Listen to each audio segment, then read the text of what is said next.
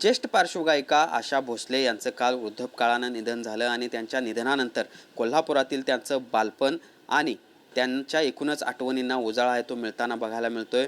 कोल्हापुरातील कारेकर यांच्या घरातील तिसऱ्या मजल्यावर हे सगळे लता मंगेशकर असतील, आशा भोसले असतील, त्याचबरोबर त्यांच्या आई असतील, ह्या वास्तव्याला होत्या आणि त्याच घरामध्ये आता आपण आहोत। ही जी आपण खोली बघतोय या खोलीमध्ये या आशा भोसले यांचं बालपण आहे ते गेलेलं आहे आणि याच खोलीला लागून किंवा या घराच्या जवळ असलेल्या विद्यापीठ हायस्कूलमध्ये त्यांचं शालेय शिक्षण देखील झालेलं आहे आणि त्यामुळे आपण बघू शकतो की कशा पद्धतीच्या परिस्थितीमध्ये आशा भोसले या ठिकाणी राहत होत्या। खरं तर जवळपास 8 वर्ष या सगळ्या आशा भोसले असतील, त्यांच्या आई असतील, लता मंगेशकर असतील यांचं वास्तव्य या ठिकाणी होतं आणि या सगळ्या पार्श्वगायिका म्हणून प्रसिद्धी मिळाल्यानंतर देखील ज्यावेळी कोल्हापूरमध्ये आशा भोसले येत होत्या त्यावेळी या ठिकाणी येऊन त्यांच्या आठवणींना उजाळा आहे तो देत होते आणि त्यामुळे कारेकर कुटुंबांचा आणि आशा भोसलेंचा देखील एक वेगळा ऋणानुबंध या निमित्तानं बघायला मिळतोय।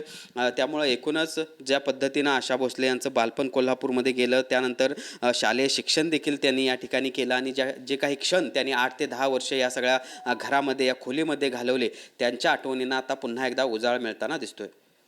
भूषण पाटील, TV9 मराठी, कोल्हापूर।